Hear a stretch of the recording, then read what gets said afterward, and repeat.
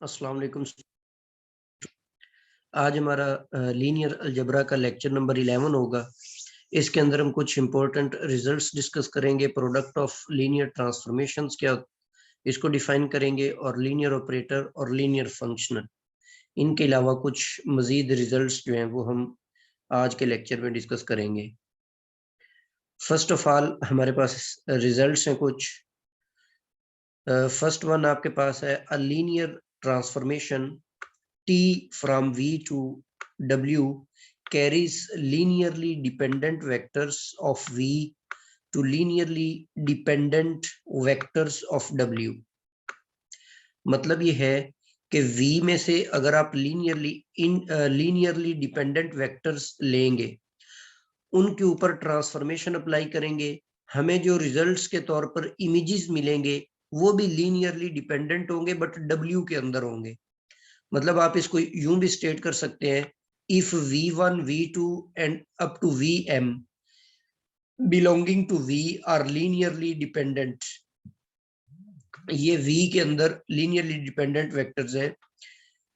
Then their images, उनके जो images है, मतलब v1 का इमेज t ऑफ v1 है, v2 का इमेज t ऑफ v2 है, up to so on t of vm। ये सारे के सारे w को बिलोंग करते हैं, तो ये भी लीनियरली डिपेंडेंट होंगे। मतलब इसको हम यहाँ पर इस तरह से एक्सप्लेन कर सकते हैं कि ये हमारे पास वेक्टर स्पेस है V, और this is another vector space W। इसके ऊपर हमने एक फंक्शन, एक मैपिंग डिफाइन कर ली, और ये मैपिंग जो ये लीनियर ट्रांसफॉर्मेशन है। अब इसके अंदर हम कुछ वेक्टर्स लेते हैं, v1 ले लिया, v2 ले लिया, up to so on vm। ये हमने कुछ वेक्टर्स ले लिए। अब v1 की जो इमेज होगी वो w के अंदर t ऑफ v1 से उसको डिनोट किया जाएगा, और v2 की जो इमेज होगी ये आपके पास t ऑफ v2 से डिनोट करेंगे इसको, और इसी तरह vm की जो इमेज है वो यहाँ पर हम उसको डिनोट करेंगे t ऑफ vm से। तो थ्योरम की स्टेटमेंट ये है कि अगर ये सारे के सारे v1, v2 और vm, अगर ये सारे वेक्टर्स लीनियरली डिपेंडेंट वेक्टर्स हैं v के अंदर, तो ये जो इनके इमेजेस से बनने वाले वेक्टर्स हैं ये w के अंदर लीनियरली डिपेंडेंट होंगे। थ्योरम नंबर सेकंड है अ linear transformation T from a vector space V to W may not carries linearly independent vectors of V to linearly independent vectors of W। मतलब अगर आप ये जो वेक्टर्स आपने लिए हैं v1, v2 up to vm, v के अंदर अगर ये लीनियरली इंडिपेंडेंट होंगे तो लाजमी नहीं है कि इनके इमेजेस भी लीनियरली इंडिपेंडेंट हो। मतलब लीनियरली डिपेंडेंट के जो इमेजेस हैं वो तो लीनियरली डिपेंडेंट हो सकते हैं, लेकिन जो लीनियरली इंडिपेंडेंट वेक्टर्स हैं उनके जो इमेजेस है W के अंदर जाके वो लाजमी नहीं है वो लीनियरली इंडिपेंडेंट हो। इसके नीचे मैंने एक एग्जांपल दी हुई है। ये हमारे पास एक ट्रांसफॉर्मेशन है, हमने इसको डिफाइन किया हुआ है, T is a transformation from R3 to R square. R3 to R square ये हमारे पास एक लीनियर ट्रांसफॉर्मेशन हमने नीचे ये डिफाइन की हुई है। तो अगर ये जो आपके पास वेक्टर स्पेस है, ये ट्रांसफॉर्मेशन है, इसके अंदर आप देख सकते हैं कोई भी आप दो वेक्टर्स ले लें जो लीनियरली इंडिपेंडेंट हो। मिसाल के तौर पे एक मैं ले लेता हूँ 1, और दूसरा ले लेता हूँ 2, और तीसरा ले लेता हूँ 3। इसी तरह अब एक ऐसा वेक्टर हम लेंगे जो इसका स्केलर मल्टीपल ना हो, क्योंकि दो वेक्टर्स के डिपेंडेंट होने की कंडीशन हम ये पढ़ी थी कि अगर वो स्केलर मल्टीपल होंगे एक दूसरे का तो लीनियरली डिपेंडेंट होते हैं। अब मैंने लेने लीनियरली इंडिपेंडेंट, तो सपोज कर लेते हैं कि ये 1 ले लेते हैं और ये आपके पास 2 ही है और इसको हम 0 कर देते हैं। तो अब ये दोनों वेक्टर्स लीनियरली डिपेंडेंट नहीं होंगे बल्कि लीनियरली इंडिपेंडेंट होंगे। अब मैं अगर इस पहले वेक्टर का अब ये दोनों वेक्टर्स जो ये लीनियरली इंडिपेंडेंट वेक्टर्स हैं, अब मैं इनकी इमेजेस फाइंड आउट करता हूं। फर्स्ट वेक्टर 1, 2 और 3 है, तो इस ट्रांसफॉर्मेशन के अकॉर्डिंग x की वैल्यू को 2 से मल्टीप्लाई कर देते हैं तो वो 2 बन जाएगा, क्योंकि 1 है ना x की वैल्यू, और y की वैल्यू 2 है, इसको 3 से मल्टीप्लाई कर देने से ये 6 बन जाएगा। और इसी तरह सेकंड जो आपके पास लीनियरली इंडिपेंडेंट वेक्टर है, इसका अगर आप इमेज निकालते हैं 1, 2 और 0, अब z तो ट्रांसफॉर्मेशन में इस्तेमाल ही नहीं होता, तो ये भी 2 बन जाएगा और ये 6 बन जाएगा। अब ये दोनों वेक्टर्स आप देखें इक्वल वेक्टर्स है, और जो इक्वल होते हैं वो लीनियरली डिपेंडेंट होते हैं। तो मैंने यहाँ से दो वेक्टर्स लिए थे जो लीनियरली इंडिपेंडेंट थे, लेकिन इनकी जो इमेजेस है वो आपके पास लीनियरली डिपेंडेंट बन गई। इसका मतलब है कि लीनियरली इंडिपेंडेंट वेक्टर्स के जो इमेजेस होते हैं लाजमी नहीं कि वो भी लीनियरली इंडिपेंडेंट हो। अच्छा, हो भी सकते हैं, लेकिन कब हो सकते हैं इसकी कंडीशन हम आगे देखते हैं। थ्योरम नंबर 3 आपके पास है कि let T be a linear transformation from a vector space V to another vector space W। और ये जो V1 का इमेज T और T of V2 up to T of Vm, ये सारे के सारे W को बिलोंग करते हैं। अगर ये लीनियरली इंडिपेंडेंट होंगे तो इनके जो प्री इमेजेस है V1, V2, वो भी लीनियरली इंडिपेंडेंट होंगे। इसको आप यूं बोल सकते हैं कि linear transformation pull back the linear independent vectors to linearly independent vectors. मतलब जो लीनियरली थ्योरम नंबर 2 ये था कि लीनियरली इंडिपेंडेंट वेक्टर्स के जो इमेजेस है वो लाजमी नहीं लीनियरली इंडिपेंडेंट होंगे, लेकिन यहां पर हमें यह बताया जा रहा है कि अगर इमेजेस लीनियरली इंडिपेंडेंट हो तो उनके प्री इमेजेस जो हैं वो भी लीनियरली इंडिपेंडेंट होंगे।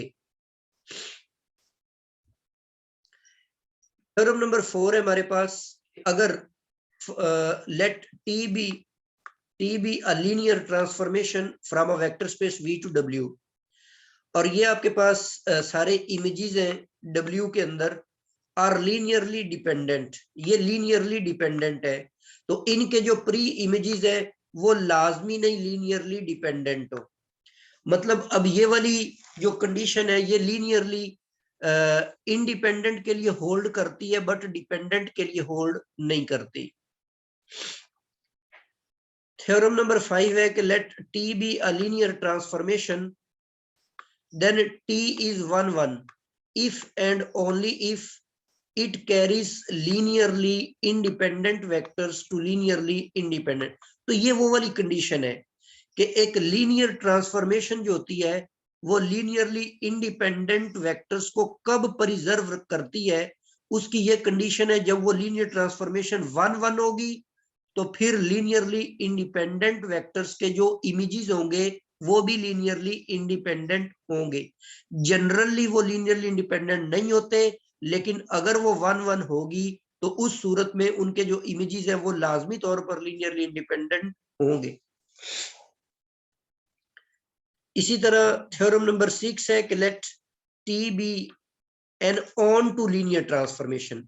T जो है ये ऑन टू है, देन T इज 1, 1, फिर ये T जो है ये 1, 1 होगी if and only if preimages of linearly dependent vectors are linearly dependent vectors. ये जो थ्योरम नंबर 4 है उसके लिए कंडीशन बताई है। थ्योरम नंबर 4 में आपने ये कहा कि प्री इमेज जो होते हैं लीनियरली डिपेंडेंट वेक्टर्स के वो लाजमी नहीं लीनियरली डिपेंडेंट हो, लेकिन यहां पर हम एक कंडीशन दे रहे हैं कि वो कब लीनियरली डिपेंडेंट हो सकते हैं, जब वो वेक्टर्स पे वो जो लीनियर ट्रांसफॉर्मेशन है वो ऑन टू भी हो और 1, 1 भी हो, उस सूरत में वो लीनियरली डिपेंडेंट होंगे उनके pre images. Similarly theorem number 7 है हमारे पास, two finite dimensional vector spaces over the same field are isomorphic if and only if they have same dimension. Finite हो, उनकी डायमेंशन सेम हो, उस सूरत में वो दोनों आइसोमॉर्फिक होंगी। इसका मतलब ये बना, थ्योरम नंबर 8 ये कहता है कि there is no one one onto linear transformation from R M to R N if M is not equal to N.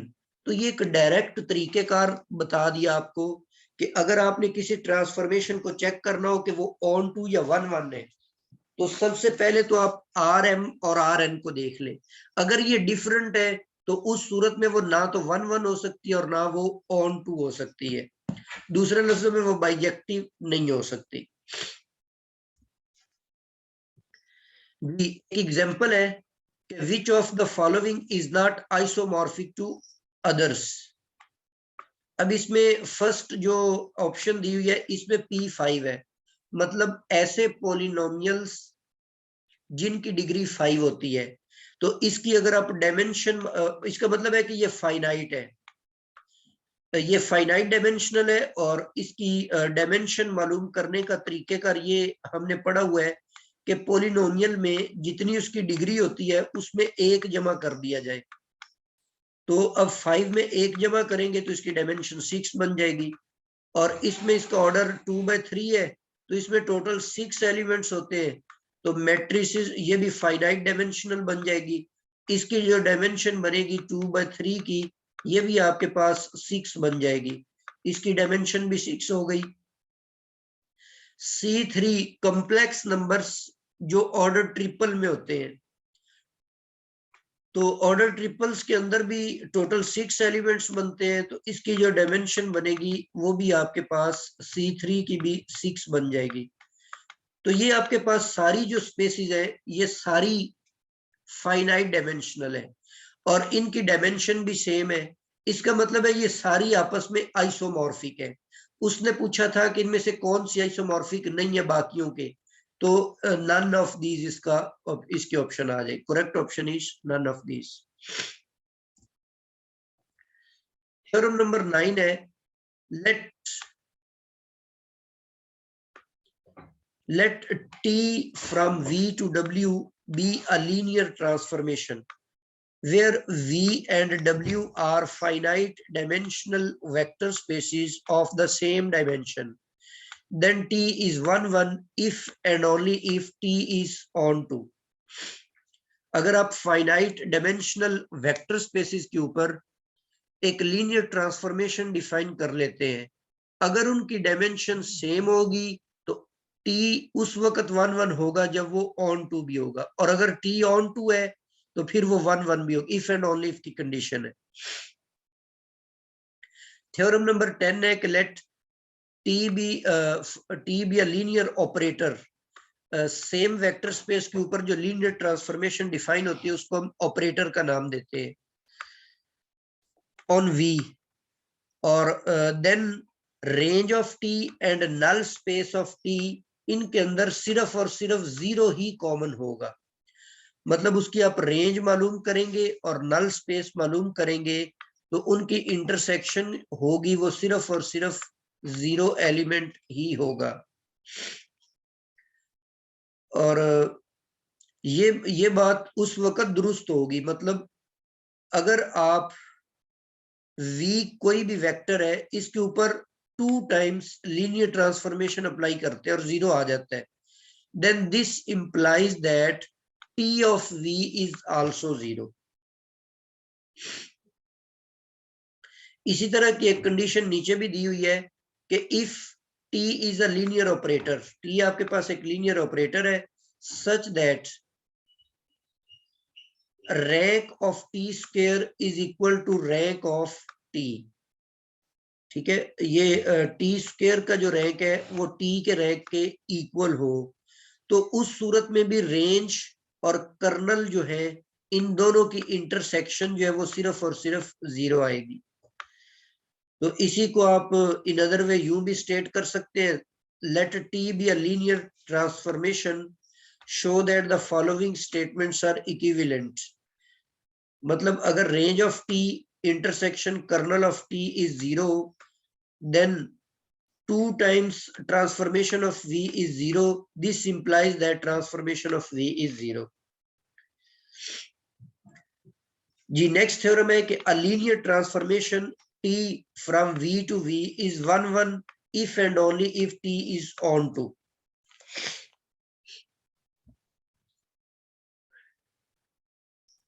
Next आपके पास है product of linear transformation. Product या इसको कंपोजिशन का नाम दे ले ऑफ टू लीनियर ट्रांसफॉर्मेशंस. जी लेट सपोज कर लेते हैं कि v, w और z ये हमारे पास 3 वेक्टर स्पेसेस है over the same field f. t हमारे पास एक लीनियर ट्रांसफॉर्मेशन है from v to w and s भी a linear transformation from w to z. तो उस सूरत में जो प्रोडक्ट हम डिफाइन करेंगे एस टी, उसको यूं डिफाइन करेंगे this is a linear transformation from V to जी होगा.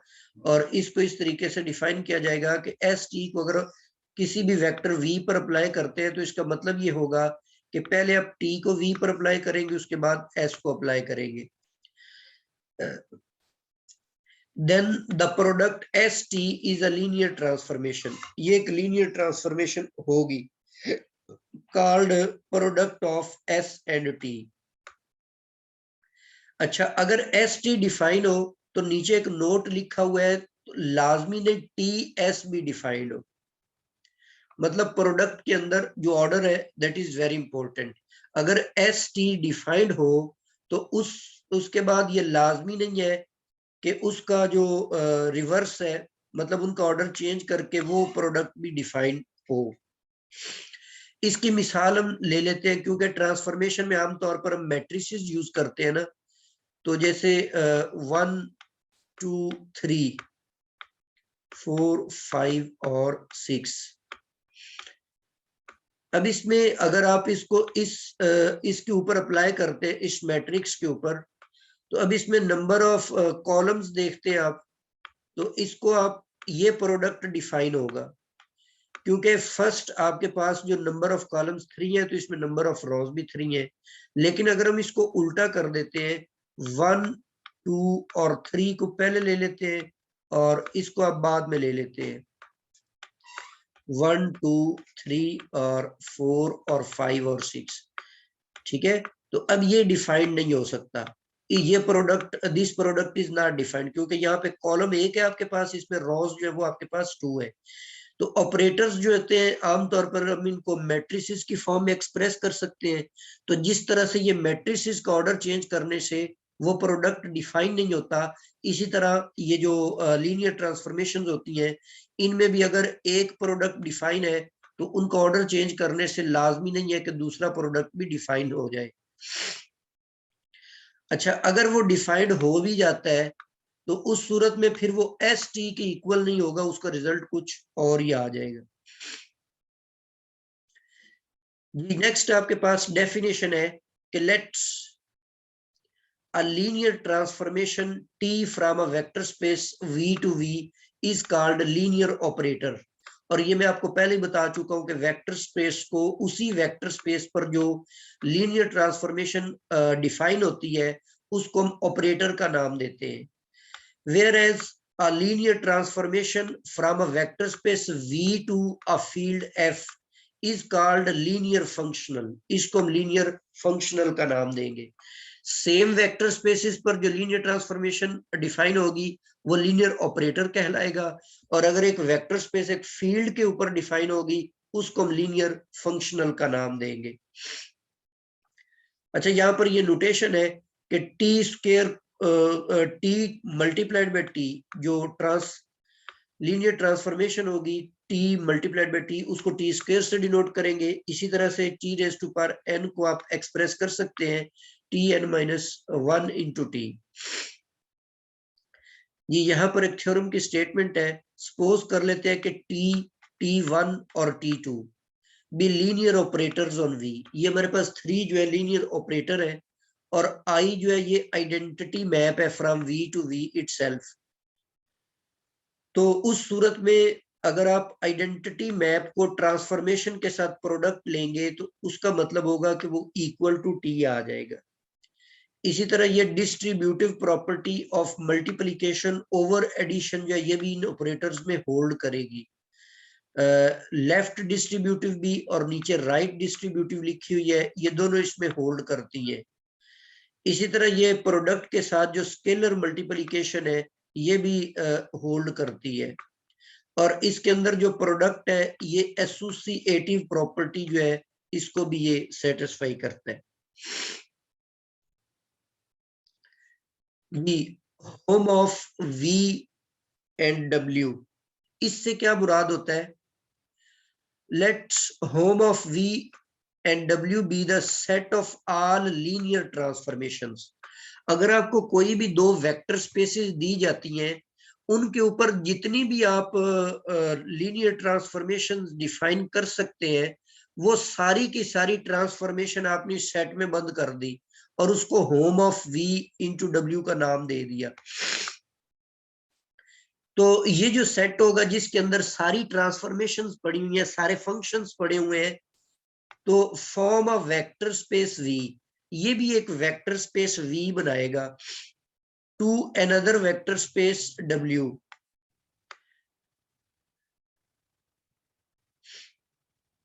Over the same field F. इसमें जो एडिशन और स्केलर मल्टीप्लिकेशन होगी उसको हम इस तरह से डिफाइन कर लेंगे।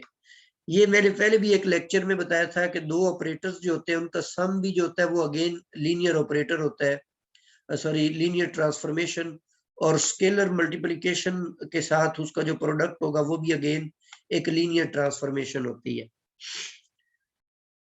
जी। नेक्स्ट एक थ्योरम है कि let V and W be two vector spaces of dimension m and n। मतलब डायमेंशन जो है v की डायमेंशन, हमने सपोज कर ली कि m है, और डायमेंशन ऑफ w, जबकि w की जो डायमेंशन है वो हमने सपोज कर ली है n। तो अगर आप डायमेंशन मालूम करना चाहते हैं होम ऑफ v की, जी hom of v and w, इसकी जो डायमेंशन होगी वो v और w इन दोनों की डायमेंशंस के प्रोडक्ट के इक्वल होगी।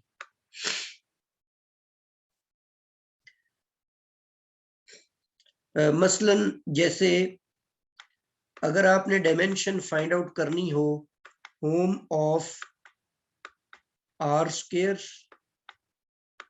और आर क्यूब, इसकी अगर आपने डायमेंशन मालूम करनी हो, अब आर स्क्वायर की जो डायमेंशन होती है वो 2 होती है और आर थ्री की जो डायमेंशन होती है वो आपके पास 3 होती है, तो इन दोनों का जो प्रोडक्ट है वो आपके पास आ जाएगा 6 के इक्वल।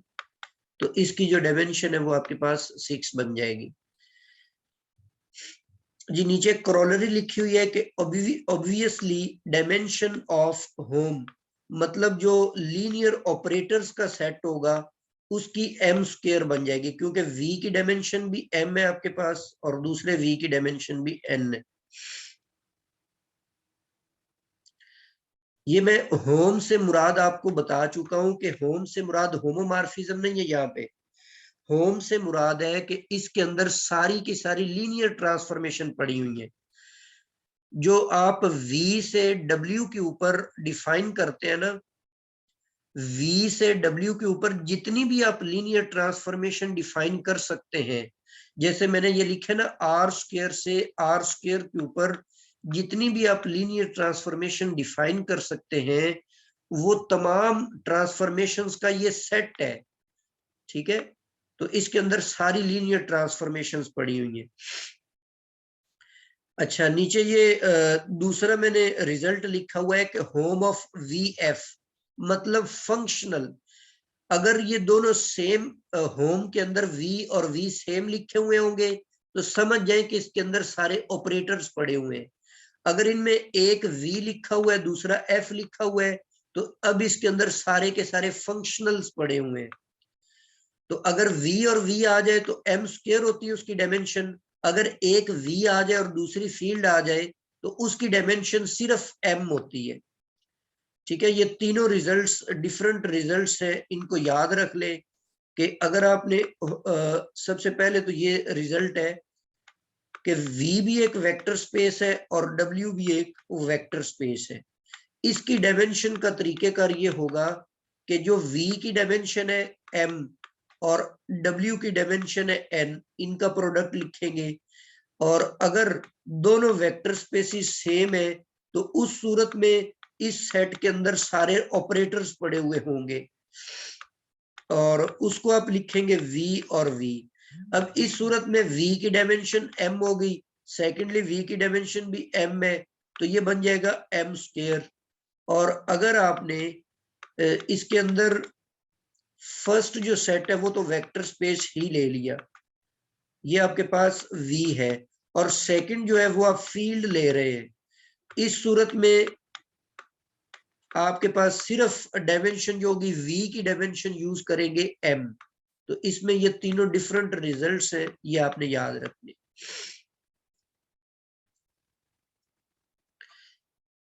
यहां तक हमारा जो लेक्चर है आज का कंप्लीट हो गया है, तो इसमें से अगर आप कुछ पूछना चाहते हैं तो पूछ सकते हैं।